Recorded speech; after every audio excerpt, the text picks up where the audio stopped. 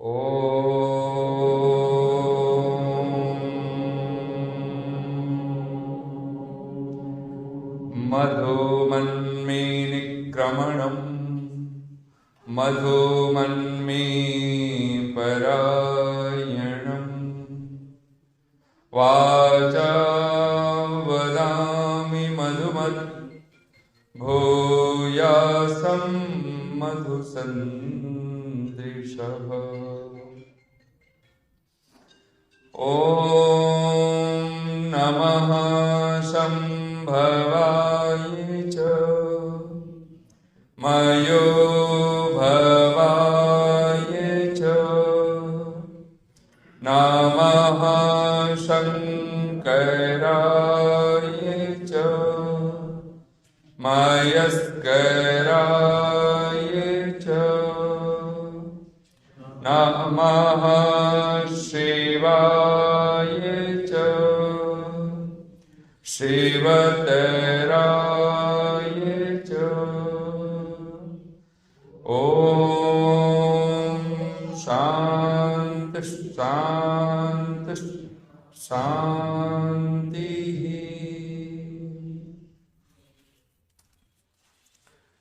आर्य समाज सुशांत लोक के सभी अधिकारी वर्ग, महिला समाज, पुरुष समाज, अन्य दूरस्थ स्थानों से आए सभी गणमान्य जन, उपस्थित धर्मप्रिय सज्जनों, मातृशक्ति और समाज के धर्माचार्य शास्त्री जी, और बहुत सुंदर आप महर्षि देवदयानंद का जो जीवन चरित्र पाठ कर रहे थे।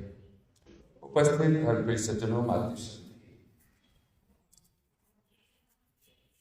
बहुत सारे विचारों को अगर एक शब्द में अगर हम उसको संग्रहित करें और उसको अगर हम अध्यात्म से जोड़ दें, सत्य से जोड़ें, धर्म से जोड़ें, बहुत सारे शब्दों को, तो उसको एक शब्द में अगर हमें कहना हो तो क्या कहते हैं उसको? सत्संग। क्योंकि ये शब्द बहुत पुरातन भी है और बहुत ज्यादा प्रसिद्ध भी हो चुका है, सत्संग शब्द। लेकिन जब सत्संग शब्द जब हम बोलते हैं तो हमारे मस्तिष्क में होता है जी वहां पर बहुत भीड़ हो रही होगी, कुछ कथा हो रहा होगा, कुछ ताल मजीरे बज रहे होंगे, कुछ भजन कीर्तन हो रहे होंगे, कुछ गुनगुनाए जा रहे होंगे, उसको हम लोगों ने कहा है सत्संग। जहां भीड़ भी हो, उपस्थिति भी हो, कोई बैठ के बोल रहा है, कोई बैठ के गा रहा है, ये मानसिकता हम सबके मस्तिष्क में बैठी है। पर सच क्या है? ये शब्द जो है सत्संग, सत्य का संग, दो वर्ड है इसमें, सत्य शब्द है और संग शब्द है। तो संग का सबको पता है, संग माने होना, उसके साथ होना। तो सत्य के साथ होने का नाम सत्संग है। और सत्य क्या है? अब ये बड़ी बात है। अब तो जो कोई कहीं भी बैठ गया सोचता है तो सत्संग करके आ गए। कहीं से कोई कहीं भी जा रहा है तो वो सोचता है कि हम वहां पे गए, वहां पर कोई महाराज बैठे हुए थे, उन्होंने कुछ बोला, सुनाया और हम सुन करके आ गए, तो वे हम सत्संग करके आ गए। तो सत्य क्या है? अगर आपसे कोई पूछ बैठे एकदम से एक शब्द में, अगर ऐसे अगर आपने थोड़ा भी सुना है, स्वाध्याय किया है, तो सत्य क्या है? आपको क्या लगता है? मैं कोई परीक्षा नहीं ले रहा हूं, ऐसे बस पूछ रहा हूं। हाँ, नहीं, जिस सत्य का संग करना है वो सत्य क्या है?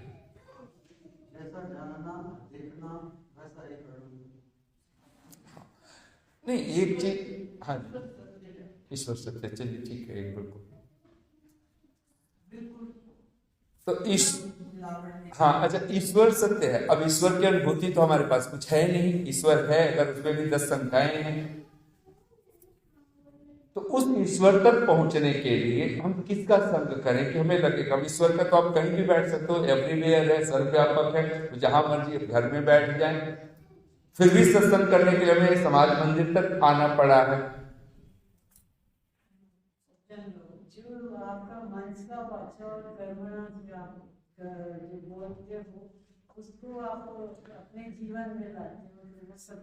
अच्छा, एक चीज देखिए ना, हम लोग कभी, आप लोग बिल्कुल ठीक बोल रहे हैं, स्वाध्याय का क्या अर्थ होता है? जब आप उसको बहुत नजदीक अपने आपे से जब आप अर्थ निकालना शुरू करें, बहुत दूर नहीं भटकना है, कहीं जाना नहीं है। अब जैसे अगर मैं कहूं कि आपको सत्य का आचरण करना है, चलिए अब सत्संग शब्द आ गया ना, एक शब्द है सत्संग, तो सत्य का आचरण करना है, आप क्या करेंगे इसमें? तो आप कहोगे कि जो मुझे सत्य समझ में आ गया उसका आचरण करना है। तो सत्य क्या है? महर्षि दयानंद का हम लोग जन्म दिवस भी मना रहे हैं, समझ में। सत्य क्या है जिसका आचरण करना है? फिर प्रश्न अभी वही के वही है ना। अच्छा, होता क्या है कि जो लोग अभी भी अगर आप समाज में देखें तो आज भी हम लोग अब भटक रहे हैं कि इतनी भीड़ तो वहां पर है, इतने लोग मानने वाले वहां पे, कहीं ऐसा तो नहीं कि हम समाज में आकर के हम लोग कुछ गलत हो गया, हमारे पास तो कोई अब आना भी नहीं चाहता, बच्चे भी नहीं जुड़ रहे हैं, लोग कह रहे हैं जी वहीं जाओ तो सत्य वहीं हो, कहीं ऐसा तो नहीं। और हमें भी लगता है हाँ कोई परमात्मा तो मिला नहीं इतने वर्षों में, समाधि तो कोई लगी नहीं, वहां पाखंड है तो यहाँ पर कुछ भी नहीं है, तो यहाँ पर है क्या? और यहाँ दो चार लोग होते हैं, हमें उन्हीं में पाखंड देखना हम शुरू कर देते हैं। अच्छा, विज्ञान कौन बताएगा? वो यूरोप वाले, अमेरिका वाले? हमारे वहां ऋषियों का अगर विज्ञान है तो साइंस को कौन बताएगा? अभी एक बहुत बड़ा प्रश्न बना हुआ है। ऋषियों को तो हमने साइंस कहा नहीं, अब अमेरिका से कोई बात वापस लौट के आती है, अब हमें बताना पड़ रहा है ना, देखो जी आप जब अग्निहोत्र करते हो तो इसमें से फला वैज्ञानिक ने, फ्रांस का ये वैज्ञानिक, अमेरिका का ये, जर्मन का ये, वो कह रहा है ये होता है। आज तक जर्मन में बैठ के वैज्ञानिक हवन कर रहा है, अमेरिका का, फ्रांस का, अगर वो इतना सिद्ध कर चुका है तो उसको हवन करना चाहिए था। और उसका जो देश है, फ्रांस है, जर्मन है, वहां पे सेंटर का हब बन जाना चाहिए था, बहुत बड़ा हवन का, नहीं बना है साइंटिफिक होते हुए। अच्छा, साइंस ने तो सिद्ध कर दिया ना कि आपको सिगरेट है, शराब है, स्वास्थ्य के लिए हानिकारक है, साइंस बेस्ड हो गया, सब कुछ हो गया, और पढ़े लिखे ही लोग उसको कहते हैं इतना तो लेना ही पड़ता है। अच्छा, अब सोचो सत्य क्या है? हाँ बिल्कुल ठीक माता जी, आप बहुत सही पहुंच रहे हो और सही जगह पे। फिर ऋषि दयानंद को थोड़ा सा पकड़िए, क्योंकि ऋषि दयानंद बहुत नजदीक है। ऋषि दयानंद क्या लिखते हैं? वेद सब सत्य विद्याओं की पुस्तक है। का कहते हैं तो पुस्तक शब्द लगाए, पुस्तक को उन्होंने पुल्लिंग में और नपुंसक लिंग में प्रयोग होता है। हम लोग हिंदी में पुस्तक शब्द बोलते हैं तो स्त्री लिंग में बोलते हैं। तो ऋषि दयानंद लिखते हैं वेद सब सत्य विद्याओं की पुस्तक है। तो सत्संग का क्या अर्थ हुआ? वेद का संग करना, वेद के पास होना, वेद वाणी के। और वो भी अर्थ है माता जी जो आपने कहा ईश्वर सच्चिदानंद, तो वेद ही लेके जाने वाला है ना उस तक। हमारे पास ईश्वर नहीं है इस समय। कोई कह सकता है भाई आपका कहाँ ईश्वर है, दिखलाओ कौन सा आपके ईश्वर के होने से क्या हो गया, तो हम कुछ बता नहीं सकते। हम कहेंगे भगवान की वेद वाणी है हमारे पास। और ऋषि दयानंद ये हम सब के लिए एक सूत्र बता देते हैं।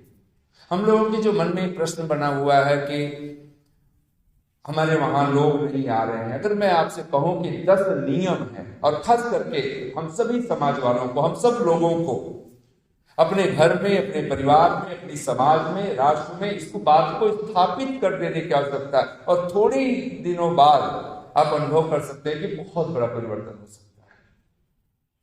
ऋषि ने 10 नियम लिखे हैं, 10 सूत्र हैं। वो हमें नियम नहीं लगते हैं, क्योंकि हमें तो नियम ऐसे लगता है इतने बजे उठो, इतने बजे बैठो, इतने बजे सो, यहाँ पर ऐसे, यहाँ चप्पल उतार दो, यहाँ पर अपने बिस्तर डाल दो, यहाँ पर ऐसे बैठ जाओ, इस व्यवस्था का परिपालन करो, इतने बजे नाश्ता करो, इतने बजे लंच लो, इतने बजे डिनर लो, ये सब नियम होता है।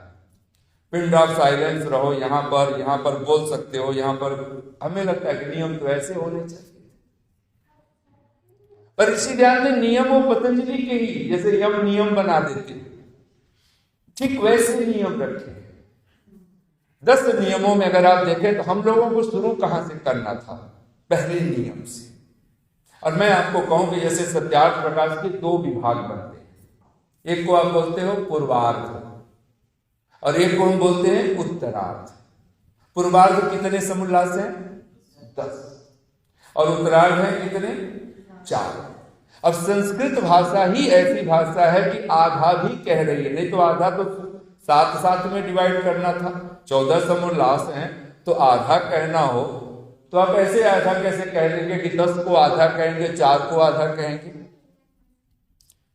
क्योंकि 10 मंडन है, करना क्या है आपको? वो 10 समुल्लास है। 4 वो हैं जो डिराई बुराई है। जैसे कोई किसान अपने खेत में खरपतवार घास फूस हो गया है तो उसको निकाल दे, बहुत आवश्यक होता है।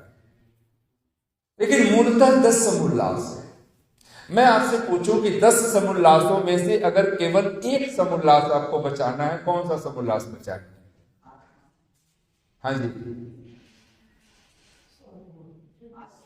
कोई कह रहा है 8वां, कोई कह रहा है 7वां। हाँ जी, और पहला। आपका शुभ नाम? ब्रह्मदत्त जी। चलिए, बहुत। और कोई?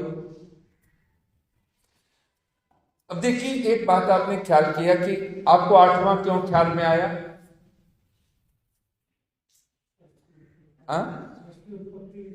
सृष्टि उत्पत्ति विषय। और कौन सा बोला था? 7वां, जिसमें उपासना और मोक्ष आदि विषय। मैं आपसे कहूं, कभी भी आप कैसे ये तय कैसे कर रहे हैं कि यही महत्वपूर्ण है? उसकी एक कोई आपके पैरामीटर होना चाहिए ना। आपको कौन सी कसौटी क्या है उसकी कसने की? अगर आपसे कहे भी 7 इतना बड़ा समुल्लास है और बटे हुए हैं, चलो ये पहला समुल्लास है, दूसरा समुल्लास है, तीसरा है, चौथा है, 5वां, ऐसे 10 समुल्लास आपके पास। उसमें से एक तो रखना ही रखना है, वो आपकी इर्द गिर्द आपके हर समय आपके पास रहना चाहिए। मैं आपसे कहूं, वो पहला ही समुल्लास है। क्यों? ऋषि ने उसको पहला बनाया। आप उसको पहले को आप कैसे इग्नोर कर सकते? अगर आपके पास एक ही चीज, उसको पहला, दूसरा, तीसरा ऐसे ऋषि ने लिखा है। समझ में आ रही बात? ऋषि ने प्रायोरिटी किसको दी है? प्रथम समुल्लास को। और प्रथम को प्रथम कहा है। और हमारे दुखों का, हमारी नासमझियों का एक ही कारण है, हमें प्रायोरिटी देनी नहीं आ। अगर हमारे दुख है ना, अगर पीछे, हमें दुख में क्या कारण लगता है? हमें जो प्रायोरिटी, जिसको आगे रखना था, वो पता चलता है बहुत पीछे छोड़ दिया, और जिसको पीछे छोड़ना था उसको हमने आगे करके रख दिया। यही हमारे दुख का भी कारण है। और दुख है तो किसके कारण है? उसको अगर आप सत्संग की भाषा में बोले तो असत्य के कारण है। जहां सत्संग है वहीं तो सुख है, सत्य ही तो सुख है ना। जहां सत्य है वहां ही प्रकाश है, सत्यार्थ प्रकाश। अगर भगवान महर्षि याज्ञवल्क्य की भाषा में बोले हैं, असतो मां सद्गमय, तमसो मां ज्योतिर्गमय, मृत्योर्मा अमृतम गमय। ये 3 ही प्रार्थनाओं में सारी प्रार्थनाएं, ये 3 मांग लिया। और 3 में मूलतः ऋषि एक ही चीज मांग रहा है। वो क्या है? वो पहली ही बात है।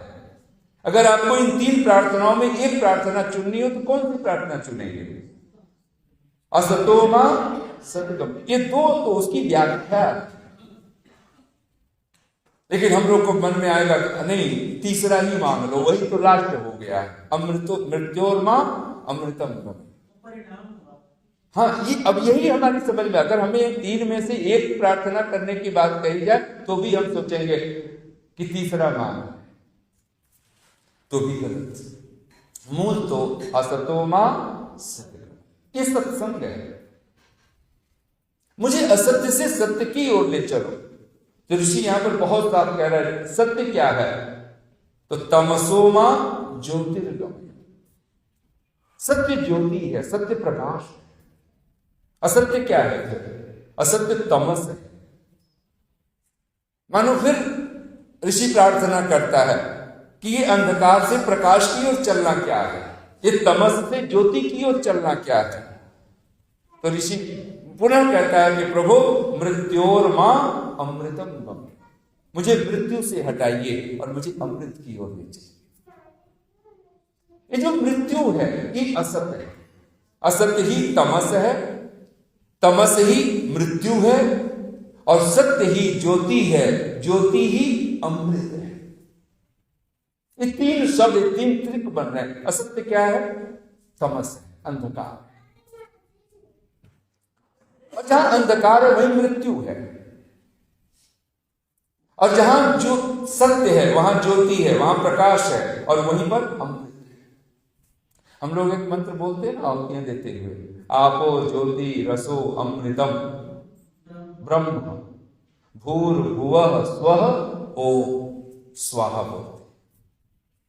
आपो आपः ज्योति रसः अमृतम।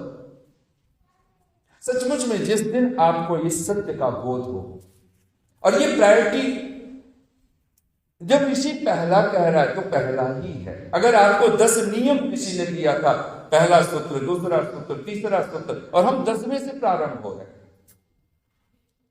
हम 10वें से शुरू कर रहे हैं प्रत्येक को। और वहां से नहीं कि सामाजिक सर्वहितकारी नियम पालने में परतंत्र रहे, हम यहां से नहीं शुरू होते हैं। प्रत्येक हितकारी नियम में सब स्वतंत्र रहे।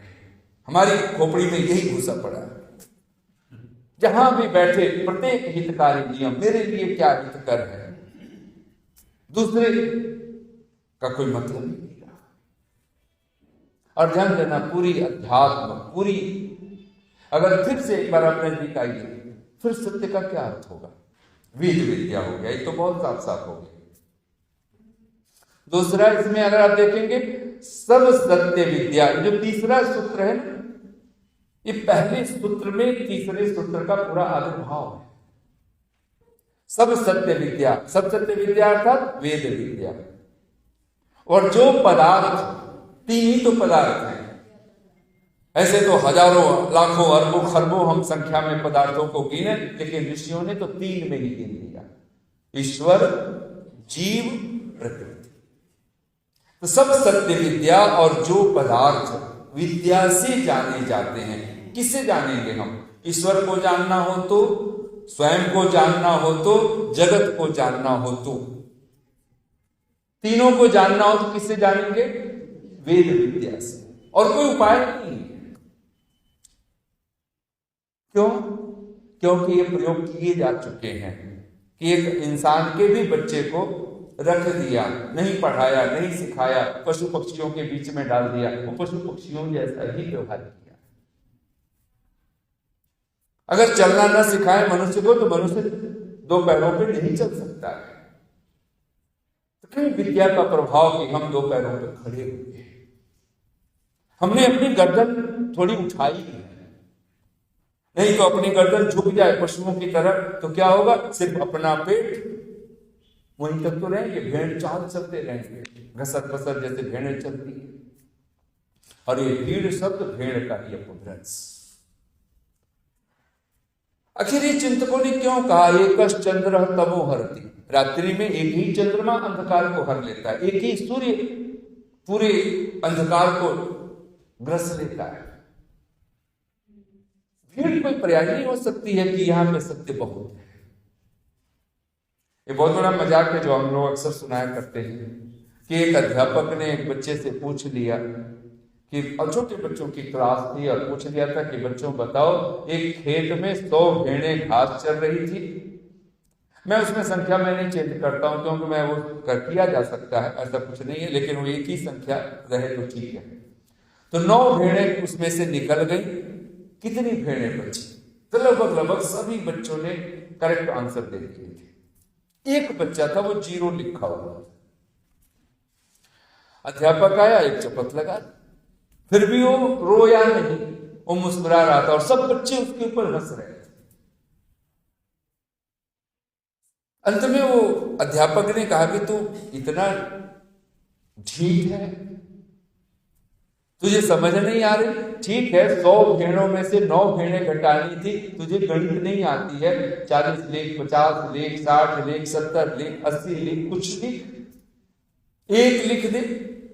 0 कैसे लिख सकता है? और उसने, वो जो बालक था, उसने कहा कि सर, अगर आप 9 भेड़ नहीं, आप 1 भेड़ भी घटाएंगे तो भी मैं 0 ही लिखूंगा। तब अध्यापक को और गुस्सा है। उसने तो एक चपत और लगा दी दूसरे गाल पर। फिर भी वो मुस्कुरा रहा था। अध्यापक को लगा तो बहुत ज्यादा निर्लज्ज मालूम पड़ता है, ढीठ। उसने कहा कि एक चपत और हल्का सा लगाते हुए, तू क्यों 0 लिखेगा?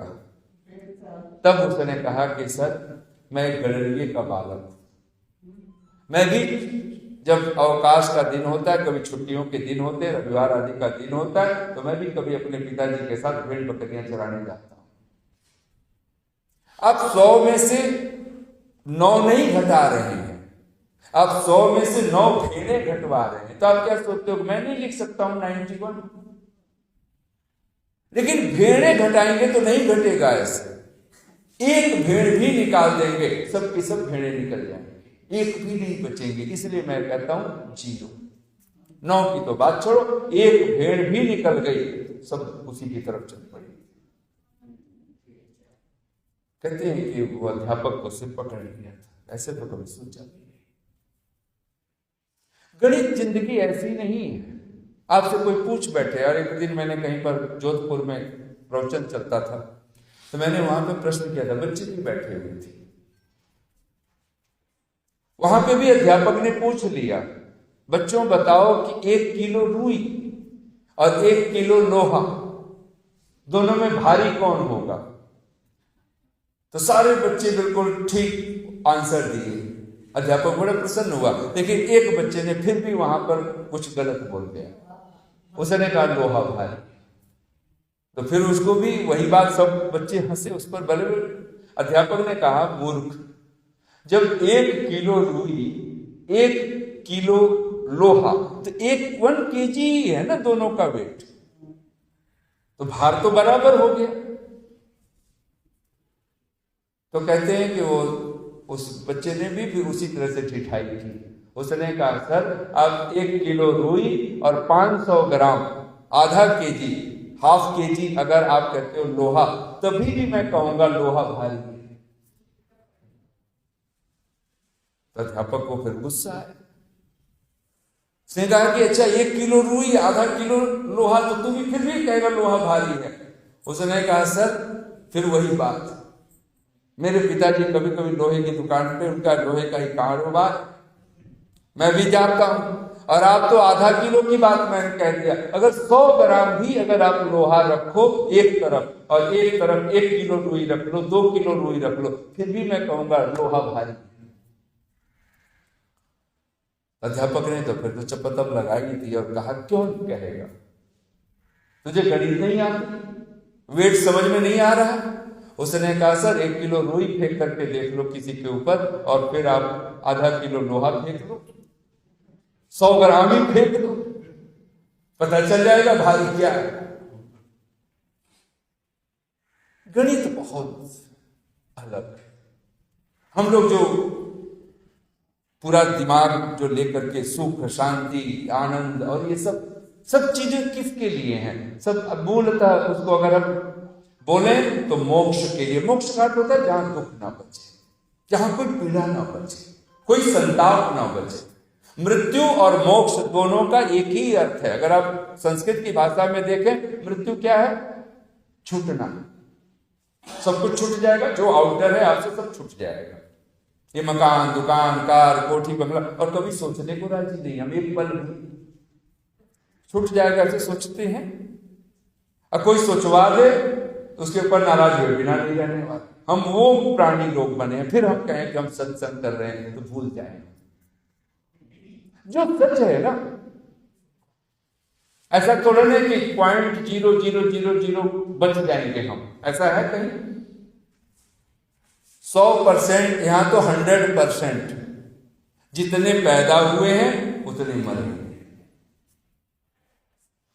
इसलिए तो इस धरती का, इस पृथ्वी का एक नाम मृत्यु लोक है, मर्त्य लोक, मृत्यु लोक ही बोलते हैं। मैंने सुना है कि एक साधु एक गांव के बाहर कुटिया बना के रह रहा था। गांव भी बहुत दूर दूर तक गांव कोई दिखाई नहीं दे रहा था। तो लोग आते तो साधु से पूछ बैठते थे कि महाराज कोई बस्ती दूर दूर तक दिखाई नहीं दे रही थी, हम 2 रास्ते उसके पास थे जहां साधु ने अपनी कुटिया बनाई हुई थी, किधर जाएं तो बस्ती पहुंचेंगे, बस्ती जाना है, रात बितानी है, और आपके पास एक छोटी सी कुटिया है, तो आपके पास हम क्या भार बने, बोझ बने। तो महाराज बस्ती का रास्ता, तो साधु कहता था बाएं जाओगे बस्ती पहुंचोगे, दाएं गए तो मरघट पहुंच जाओगे। तो लोग बाएं ही जाते थे, वही आदमी था। कोई घंटे भर बाद लोग वापस लौटते थे आग बबूला होकर, क्रोध में, क्योंकि वो मरघट पहुंच जाते थे। लोग कहते थे महाराज आपसे तो ऐसी आशा न थी कि आप और बोलेंगे हम बस्ती का रास्ता पूछ रहे हैं, आप हमें मरघट भेज देते, और इतना जोर दे करके कि बाएं जाओगे तो बस्ती, दाएं गए तो मरघट। तो साधु खिलखिला के हंस देता, बोले कि 20 साल का फर्क पड़ गया, 20 साल पहले आते जो तुम्हारी भाषा थी वही मेरी भाषा। बोले क्या मतलब? बोले जिसको तुम बस्ती कहते हो मैं उसको मरघट कहता हूं। तो लोगों ने सिर पीट दिया, बोले लेकिन कहते क्यों है? और जिसको साधु कहता है जिसको तुम मरघट कहते हो मैं उसको बस्ती कहता हूं। बोले लेकिन क्यों, वाय? तब वो साधु खिलखिला के कहता है भाई जिसको तुम मरघट कह रहे हो और जिसको तुम बस्ती कह रहे हो, तो मैं मरघट को बस्ती इसलिए कहता हूं कि जो वहां एक बार पहुंच गया वहीं का होके रह गया, उसको उजड़ते नहीं देखा। और जिसको तुम बस्ती कह रहे हो वहां एक उजड़ा कल दूसरा उजड़ा, वहां लंबे वो क्यों में ही तो खड़े हैं, सब पंक्तिबद्ध। आज एक चल बसा कल दूसरा चल पड़ा, सबने यहाँ पे तो कहते हैं इतना भर सुनना था, सब साधु के चरणों में पड़ जाते थे। ऐसे तो कोई सत्संग, उस साधु का कुल जमा जीवन भर का यही सत्संग था, बाएं जाओ बस्ती पहुंचो, दाएं जाओ मरघट पहुंचो। इतना सत्य अगर ख्याल आ जाए, और हमें कभी जब सत्य की बात आती है कभी ख्याल आता है कि शरीर रात हो जाएगा, नहीं आता। और मैं आपसे कहूं अगर आप रात सोते हो तो आप कम से कम क्या करके सोते हो? आप चाहे कोई डायरी मेंटेन करो कि ना करो, लेकिन एक चीज आप करते हो कि मेरे पास कितना बैंक बैलेंस है, कितना मेरे पास धन बच गया है, बच्चों से कितना मिल सकता है, मेरा कोई काम हो, दवाई लेनी हो, ये करना हो, वो करना हो, मेरी क्या क्या आवश्यकता है, तो मोटा मोटा अच्छा मेरा यहाँ इतना होगा इतना होगा कर लेते हैं लोग। नहीं तो मन में सोच लेते हैं, कुछ तो कॉपी पेन ले करके बैठ जाएंगे। फिर आप कुछ अपने इष्ट मित्रों को भी याद कर लेते हो, अरे आज उससे बात करनी थी, फला से बात करनी थी, फला से ये चर्चा करनी थी, आप उन रिश्ते नातों को याद कर लेते हो। आप और कुछ करो ना करो, दिन भर में सोने से पहले अगर एक बार नहीं कम से कम दिन भर में 10 बार अगर आपने दोहरा दिया कि शरीर राख होना है, राख होना है, राख होना है, इस सत्य को अगर आपने दोहरा दिया आप अध्यात्म की तरफ चल पड़ोगे। और हम ये नहीं दोहराने को राजी। ये मंत्र है, ये भगवान का मंत्र है ना, वायु अनिलम अमृतम अथेलम भस्मांतम शरीर। पहला सत्य तो यही याद कीजिए। सबसे बड़ा सत्य क्या है? ये शरीर राख होना है, और ये शरीर राख आज नहीं कल हो जाएगा। अरे राख शब्द उल्टे तो क्या बनेगा? खरा। ये राख कहती है मैं ही खरा हूं, मैं ही सच हूं। हम लोग 2 पंक्तियां बोला करते हैं, ईश अगर जाना नहीं 100 साल जीकर क्या मिला। ईश्वर को जिसको जानने के लिए जीवन मिला था, ये क्षणभंगुर शरीर मिला था। ईश अगर जाना नहीं 100 साल जीकर क्या मिला, खुद को पहचाना नहीं 100 साल जीकर क्या मिला। बांधी गठरी धन माल की, जिसको हम धन समझ रहे हैं। आपको पता है एक मृत्यु के लिए एक शब्द है निधन, है ना, और एक कंगाल के लिए शब्द है निर्धन। आप क्या सोचते हो कि दोनों के अर्थ अलग अलग हैं? एक ही है। निर्धन का अर्थ है धन नहीं है, और निधन का अर्थ है धन चला गया, धन नहीं बचा। तो मरते समय पता चलेगा कि कौन सा धन था। सारी जिंदगी वो निर्धन भी उस धन को समझने वाला नहीं, वो भी अपने आप को कंगाल कह रहा है, लेकिन उसको पता ही नहीं आउटर वेल्थ ये कोई धन नहीं हो सकता है। आचार्य चाणक्य तो कह देते हैं पृथ्व्याम त्रीणि रत्ना, पृथ्वी पर सिर्फ 3 ही रत्न हैं। ख्याल है आपको कौन से रत्न हो सकते हैं? चाणक्य कोई 2200 वर्ष पूर्व बोलिए, जलम, अन्नम, सुभाषितम। पृथ्व्याम त्रीणि रत्नानि, जलम, अन्नम, सुभाषितम। मूढ़ई, कहते मूढ़ई, मूढ़ों के द्वारा, महामूर्खों के द्वारा, मूढ़ई पाषाण खंडेसु रत्न संज्ञा विधि। कहते हैं अगर कोई मूढ़ है जो सोना चांदी हीरा पन्ना मोती मूंगा इनको रत्न कहता हो। और ये बीमारियां बड़ी बड़ी जो महामारियां आती हैं ये बता देती हैं, फिर भी हम आंख मूंद लेते हैं, फिर चिंता में पड़ जाते हैं, सोना पहनो चांदी पहनो। अच्छा बड़ी मजेदार है, वो रत्न ज्यादा देर तक संभाल भी नहीं पाओ, तिजोरी में तो नहीं रख सकते ना। उस रत्न को आपको जहां से है वहीं आपको भेजना होता है, आपको बांटना ही होता है। आप जल है आपको बांटना, इसलिए आज भी सबसे बड़ा दान माना जाता है जल का दान। जल जीवन है। कोई आपके घर आता है सबसे पहले आप उसको पानी ही देते हो, आपो वही श्रद्धा। हम सबसे पहले हम लोग यज्ञ में बैठते हैं तो हम लोग आचमन करते हैं, अंग स्पर्श करते हैं। अब क्या कोई सोचेगा, पूछ लेगा, चाहे ऋषि ध्यान ने लिख दिया ओम वाक वाक या ओम वांगमा आस्ते अस्तु, तो क्या मुंह पवित्र हो गया? नसोर में प्राण वस्तु जल से छू रहे हैं तो क्या पवित्र हो जाए? ये तो भला हो यज्ञ में अभी जल आदि पात्र लेकर के हम बैठ, संध्या में तो छोड़ बैठे हैं ना। ये चीजें कितनी मायने रखती हैं हम कल्पना नहीं कर सकते।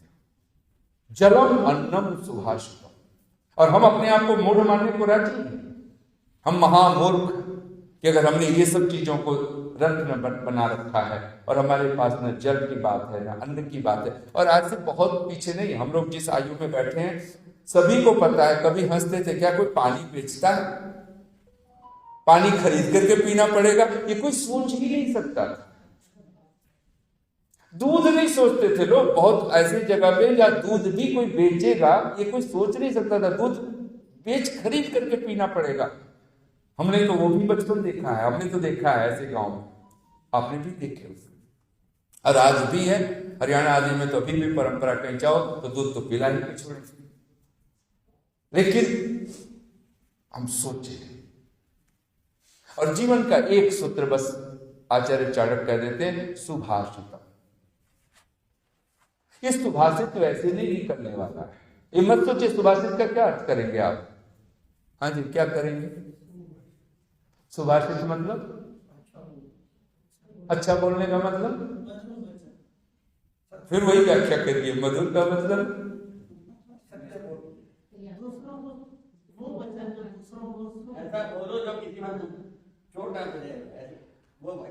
और इसी तरह में तो सारे जीवन में वही भरा पड़ा है, चोट पहुंचाए। हम लोग तो वही पहुंचाने वाले, ऐसा ही लगता है। अच्छा ऋषि दयानंद लिखते हैं, आप देखिए मनु महाराज का एक अपने पल्ले से भाष्य किया है, सत्यम ब्रूयात प्रियम ब्रूयात। प्रिय का मधुर का क्या अर्थ होता है?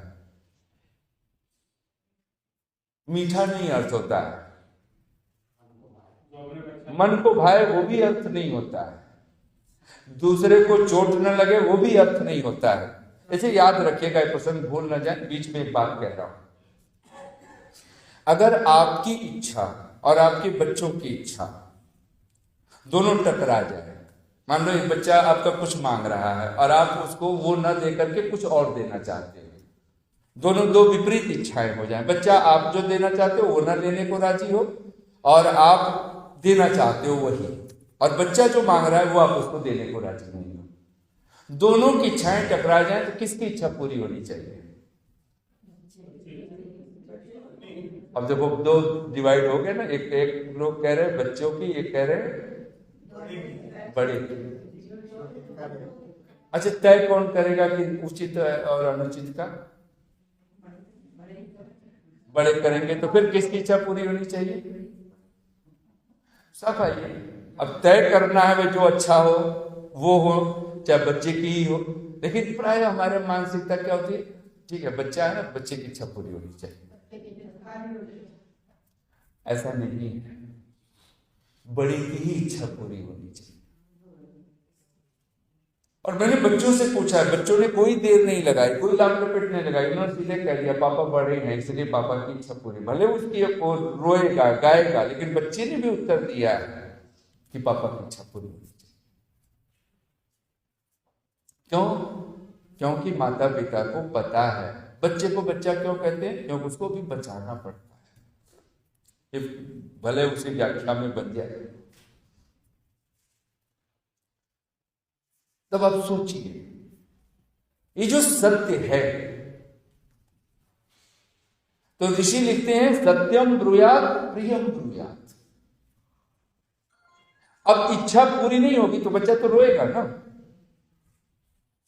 मान लो बच्चा मांग रहा है, सर्दी भी हुई हो, खांसी सर्दी जुकाम, और वो आइसक्रीम मांग रहा है। मांगते हैं बच्चे, माँ बाप कहेंगे बेटा तुझे सर्दी, नाक तेरी बह रही है, तू कह रहा है आइसक्रीम, जब नाक ठीक हो जाए तब तुझे हम आइसक्रीम खिला देंगे, अभी नहीं खिलाएंगे। कहे वो नहीं कहोगे, बच्चा अपने लिए हाथ पैर पटक सकता है। तब क्या मधुर बोलेंगे उसके लिए? लेकिन सत्यम ब्रूयात प्रियम ब्रूयात, न ब्रूयात सत्यम अप्रियम। और आगे चल के वहां पे लिखते हैं एषः धर्मः सनातन, यही सनातन धर्म। तो वहां ऋषि ज्ञानंद अपने पल्ले से लिखते हैं कि सत्य बोलना है, प्रिय बोलना है, लेकिन अप्रिय सत्य नहीं बोलना की उदाहरण दिया है। और वो हम लोगों ने कभी गांठ नहीं बांधी। और वो क्या है? जैसे काणे को काणा ना कहना। अब सत्य है, एक कोई अंधा है तो उसको अंधे को अंधा नहीं कहना है। अब आप विचार कीजिए कि ये जो प्रिय शब्द है, प्रिय का फिर क्या अर्थ निकलेगा? हितकर। क्या है? हितकर। हाँ, जो हितकार मतलब उसके लिए हित। अब जैसे डॉक्टर है, डॉक्टर सर्जरी कर देता है, अंग काट देता है, तो दुख तो मिल रहा है, चोट तो मिले, खुद ही जाकर के साइन वाइन कर करके हम कह रहे हैं हाँ जी कर लीजिए जो कुछ करना है। क्यों? क्योंकि पता है कि हमारे हित करेगा, ये हमारा भला ही करेंगे। इनकी हमारी दुश्मनी क्या है? ये डॉक्टर है, वैद्य है, चिकित्सक है, ये तो भगवान का एक रूप है आदि। तो मधुर का अर्थ मीठा नहीं होता है, मधुर का अर्थ है हितकर, कल्याणकारी। उसको प्रिय कहा गया है। जो हमारे लिए प्रिय हो वो करें। अब एक बात और मस्तिष्क में बिठा लीजिए, अगर बच्चे की इच्छा और माता पिता की इच्छा टकराए तो किसकी इच्छा पूरी होनी चाहिए? माता पिता की। अच्छा, हम लोग, हमारी इच्छा और भगवान की इच्छा ये दोनों टकराए तब किसकी इच्छा पूरी होनी चाहिए? लेकिन हम लोग वहीं पर क्वेश्चन मार्क हम लगा करके बैठ जाते हैं। इतना तो हवन करते हैं, इतना तो सत्संग करते हैं, पड़ोसी तो वो भी नहीं करते। पागलपन पाखंड वहां है और उनके वहां पे रोज पार्टियां हो रही हैं, रोज उत्सव हो रहे हैं, रोज ये हो रहा है, रोज वो हो रहा है। ऋषि दयानंद को कोई शंका नहीं है। और मत सोचिए कि ऋषि दयानंद जहर से मर गए। मैं जोधपुर में था तो मैंने कहा जोधपुर का नाम होना था। नहीं, जो 17 बार कोई कहता है, कोई 14 बार, मुझे न 17 बार की संख्या में जाना है न 14 बार की, लेकिन इतना पता है कि अनेक बार जहर दिया गया। अगर जहर कारण होता तो पहली बार में मर सकते थे, दूसरी बार में मर सकते थे, ठीक है कारण बना, लेकिन वो कोई पीते ही नहीं मर गए थे, कुछ 6 महीने लगे। कहां? जोधपुर से अजमेर पहुंच गए ऋषि दयानंद। और फिर भी ऋषि को, अब सोचिए जगन्नाथ उनका रसोइया है और सहज ही ऋषि उसको भी पैसे दे करके और उसको विदा कर देते हैं। और यहां तक उस मृत्यु के क्षण में भगवान को मानो एक पुकार ही करना कि तेरी इच्छा पूर्ण हो। आपको पता है कि जो सत्य की बात अभी हमें समझ नहीं आती है कि सत्य क्या है। रघुकुल, गोस्वामी तुलसीदास जी की पंक्ति है, बोल लीजिए एक बार। रघुकुल रीति सदा चली आई, प्राण जाय पर वचन। अच्छा, हम लोगों का क्या माहौल बना हुआ है? अजी प्राण ही नहीं रहेंगे तो वचन का क्या करेंगे? वचन न जाई पर प्राण न जाई, हमारी तो पूरी संस्कृति है। और अगर राम की संस्कृति, कृष्ण की संस्कृति, वेदों की संस्कृति, अगर कोई संस्कृति है तो एक ही है, और भगवान की संस्कृति क्या है? प्राण जाय पर वचन। इतना भरोसा हो ना कि प्राण जाए तो मैं बचता हूं। फिर हम लोग दो पंक्तियां बोला करते हैं, जिस्म तो मिट्टी में मिल जाता है यही मरने के बाद। जिस्म तो मिट्टी में मिल जाता, बोल दीजिए एक बार। जिस्म तो मिट्टी में मिल जाता है यही मरने के बाद, उसको क्यों रोए जो मरता ही नहीं मरने के बाद। क्यों रोए? और ये कोई कर सकता है? कोई कबीर तो कह देता है ना, कबीरा जब हम पैदा हुए जग हंसा हम रोए। और ये तो भले हमें ना पता हो, लेकिन लगता तो है कि जो भी आया रोते भी आया। कबीरा जब हम पैदा हुए जग हंसा हम रोए। और कबीर कहते हैं अब हम ऐसी कर चले हम हंसे चले। और वो आयु कभी कोई भी हो सकती है, 100 से ऊपर भी हो। आप ये नहीं सोच सकते हो। आप कई बार आजकल बच्चे सोच रहे हैं जी पिताजी अपनी आयु मर गए बिल्कुल ठीक ठाक 100 वर्ष के आसपास हो गए, तो वो तो हम लोग तो ढोल तमाशे, लोग पार्टी मना रहे हैं आजकल। बकायदे वहां पर पूरे भजन संध्या हो रही है। अच्छा, आप चाहोगे कि आप हमारी मृत्यु हो जाए और हमारे बच्चे जो हैं उसी दिन या उस दिन के बाद में 3-4 दिन बाद ही बैठ करके आराम से उत्सव मनाएं? हाँ जी, कुछ चाहे? आप क्या सोचते हो? आप चाहते हो कि हाँ ऐसा हो, हमारे शरीर ना रहे? कौन ऐसा चाहने वाला? हम यही चाहेंगे कि हमारे बच्चे कम से कम, पुराने जमाने में लोग कहते थे साल भर, उसको कहते हैं साल भर, एक सूतक लगा शब्द बोल देते हैं। सूतक उतक का कुछ अर्थ नहीं होता। इतना तो करो भैया, उसने तुम्हारे लिए सारी जिंदगी अपनी तुम्ही लोगों के लिए तो किया है। साल भर कम से कम ऐसे कोई शादी विवाह जैसा उत्सव नहीं होता था, उस अपने पितरों को स्मरण करें, उनकी स्मृति में कुछ यज्ञ करे, दान करे, तप करे। इससे बड़ा कोई शुभ कर्म हो सकता है? विवाह का नाम हमने केवल शुभ कर्म रख दिया। आप सत्संग करते हो, उससे बड़ा कोई शुभ कर्म हो सकता है? भगवान याज्ञवल्क्य ऋषि जब कहते हैं यज्ञों वही, बोलिए एक बार, यज्ञों वही श्रेष्ठतमम कर्म,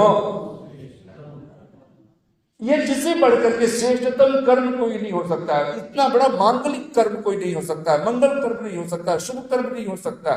और हमने अपने विवाह को पकड़ करके बैठे हुए हैं, विवाह नहीं कर सकते जी, शुभ काम नहीं कर सकते, ये अर्थ लेकर के बैठे हैं।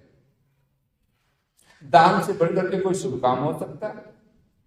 अब भगवान का नाम लो, इससे बड़ा कोई शुभ काम हो सकता है? सत्संग करो, इससे बड़ा कोई शुभ काम हो सकता है? हम इसको मानने को, हम भी वही। आपको पता है संस्कारों के क्रम में मैं पूछ बैठता हूं, विवाह संस्कार कौन से संख्या पर है? जैसे कहते हैं ना, पहला संस्कार गर्भाधान निषेक संस्कार, 16वां संस्कार अंत्येष्टि। तो 16वां है ना, उसको 16वां बोलते हैं। आपको विवाह संस्कार कौन सी संख्या पर है? किसी को ख्याल है आप में से? नहीं, वो 13वां है। लेकिन कोई नहीं कहता है कि हम 13वीं करने जा रहे हैं अपने बच्चे की, क्योंकि 13 को भी हमने मृत्यु से जोड़ रखा है। मर गया तो 13वां कर रहे हैं, 13वीं कर रहे हैं। विवाह संस्कार 13वें क्रम पे है। आप पढ़ लेंगे तो अब 13 होगा। हाँ, उसमें और 16 की संख्या घटा देंगे कोई कर्णवेद को कई लोग हैं सोचते कर्णवेद ना हो ना हो, तो उसको हटा करके तो 12वां, तो फिर 16 की संख्या गड़बड़ होगी। तो है तो कर्णवेद। 15वां संस्कार संन्यास संस्कार है, तो 16वां अंत्येष्टि। ईश अगर जाना नहीं 100 साल जीकर क्या मिला, खुद को पहचाना नहीं 100 साल जीकर क्या मिला। बांधी गठरी धन माल की हमने अंतिम श्वास तक, बांधी गठरी धन माल की हमने अंतिम श्वास तक। सोचे तो एक बार, साथ जब जाना नहीं फिर बोझ ढोकर फिर क्या करें। फिर जो मिला है उसका सदुपयोग कीजिए, उसको बांटिए। किसको बांटना है? सुपात्र सत्पात्र ये शब्द पकड़ के मत बैठिए। यज्ञ का शब्द है देव पूजा, संगतिकरण, दानेश। देवों को ही दीजिए। और आपके पास 5 देवता है, बोलिए मातृदेवो भव, पितृदेवो भव, आचार्य देवो भव, अतिथि देवो भव, पूज्यो देववत्पति अथवा परमात्मा देवो भव। तो समय हो गया है और हम लोगों को तभी ऐसा लगता है अभी तो शुरुआत ही कर रहा हूं, लेकिन फिर भी 2 पंक्तियां कहते हुए मैं ऋषि ज्ञान को समर्पित करता हूं।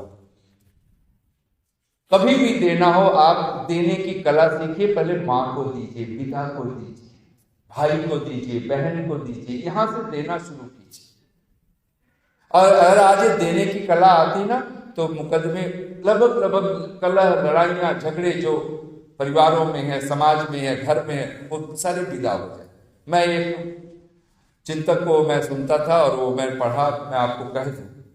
वो कहता है अगर आपने कोई प्रिय वस्तु पिता को दिया और वो पिता उसको प्रयोग करे, यूज करे उसको, तो कहते हैं वो 100 गुना होकर के आपके घर परिवार में रहेगा। 100 गुना। वो लिखता है कि अगर आपने प्रिय वस्तु मां को दिया तो सहस्र गुना, 1000 गुना होकर के वो वस्तु आपके घर में रहेगा, परिवार में। अगर बहन को दिया तो 10,000 गुना। ये अलग ही गणित चल रही है। पिता को दिया 100 गुना, मां को दिया 1000 गुना, सहस्र गुना, बहन को दिया तो 10,000 गुना, और भाई को दिया कितना लिखा होगा? नहीं, अक्षय हो जाया करता है। और माने नहीं, उसके जीवन भर कभी उस वस्तु की कभी कमी ही नहीं होगी। अच्छा, ये पर भरोसा हो जाए तो मुकदमे फिर रहेंगे, खत्म हो जाए। कई लोग कहते हैं जी भाई हम तो दे दें सब कुछ, लेकिन भाई भरत जैसा हो तब ना, राम जैसा हो तब ना। मैं आपसे कहूं अगर भाई रावण जैसा भी हो तो भी दे दो, विभीषण बन जाओ, सब आपका ही होना। आज हो कि कल होगा ही। और ये नियति है ऐसा, ये भगवान का कानून है, ऐसा है, नियम ऐसा है। भरत जैसा है तब तो 2 ही दो, लेकिन रावण जैसा है तो भी दे दो। और सचमुच में जिस दिन आपने ये देना सीखा, आपके जीवन का चमत्कार होगा। तो सत्य का सीधा सा अर्थ वेद वाणी, भगवान की वाणी से हम जुड़े। और मैं आपसे कहूं कि समाज में सिर्फ 3 नियम आप अपने समाज में अगर हम अपना लें। पहला नियम, सबका आदि मूल परमेश्वर। उसको इतना हाईलाइट कीजिए भगवान को, आपको जैसे भी लगता है आप संध्या के मंत्र लिख डालिए। हाईलाइट करने का एक ढंग हो सकता है। आप ओम को सच्चिदानंद स्वरूप, ईश्वर कैसा है? अभी आप पढ़ रहे थे ना जीवन चरित्र में, ईश्वर क्या है? सच्चिदानंद है। इसका जप किया करो और कुछ नहीं है। ईश्वर और सच्चिदानंद में सबसे पहला शब्द है सत्य। जहां सत्य है वही चित्त है, वही ज्ञान है, वही होश है, वही चैतन्यता। और जहां चित्त है वही आनंद है। सारा खेल आनंद के लिए ही तो है। तभी 4 पंक्तियां ऋषि को समर्पित करते हुए आप सब बोलिए। जिसका जीवन ज्वलित अगन है, प्रकाशित जीवन है। जिसका जीवन ज्वलित अगन है, जिसका जीवन जन पोषण है, जो जहां भी बैठ जाए उससे लोग पुष्ट होते हैं, लोग उसको याद करते हैं। हाँ, ये व्यक्ति रहेगा ना तो फिर तो कोई कमी नहीं है, कोई बात नहीं है, बस ये व्यक्ति घर में बैठ गए, बच्चे खिलखिला पड़े, समाज में बैठ जाए तो समाज खिलखिला पड़े, लगे कि हाँ कोई आ गया। जैसे आपने देखा होगा कभी भिखारियों को कुछ बांटने वाला भिखारी अपने ढंग से खुश होते हैं, बच्चे अपने ढंग से खुश होते हैं, कोई खुश होता है। जिसका जीवन ज्वलित अगन है, जिसका जीवन जन पोषण है, बोलिए जिसका जीवन सतत हवन है। हवन का अर्थ होता है हवनम दानम, होत्रम हवनम, हवन का अर्थ ही दान होता है, देते ही तो है। और दुर्भाग्य देखिए, मंदिर में जाने वाला खाली हाथ नहीं जाता है और यज्ञ में हम लोग खाली हाथ आ जाते हैं। हम भी सोचते क्या वजन बढ़ा के चले, नहीं, कुछ ना कुछ बनाइए, कुछ ले करके आइए, कुछ मीठा। यहाँ तो सब कुछ भगवान को भोग लगता है। जिसका जीवन ज्वलित अगन है, जिसका जीवन जन पोषण है, जिसका जीवन सतत हवन है, बोलिए बस उसका जीवन जीवन है, उसका होता नहीं मरण है, उसका होता नहीं मरण है। ऐसा धन्य जीवन अगर कोई जी करके हमारे बीच से चला भी गया है और फिर भी हमारे हर पल हमारे अंग संग है, वो महर्षि देवदयाल। और ऐसे ही न जाने कितनी दिव्य आत्माएं। और इस जीवन को अगर हमने आत्मसात किया, और तभी ऋषि कह सकता है कि सत्य क्या है, उस सत्य को हमने समझ लिया, तो मूल भाव में यज्ञ की प्रार्थना में 2 पंक्तियां हम लोग हर समय जो बोलते हैं वही पहली अर्थ है सत्य का। छोड़ दे में छल कपट को, बस छल कपट आपकी वाणी से छूट जाए, आपके वाणी में सत्य आ जाए। आपके मन में से छल कपट छूट जाए, आपका मन सत्य से युक्त हो गया। आपके आचरण में से छल कपट छूट जाए, आपका आचरण सत्य का आचरण हो गया। इतनी शांति और प्रेम से आप सबने सुना, बहुत बहुत साधुवाद, बहुत बहुत धन्यवाद। ओम शांति।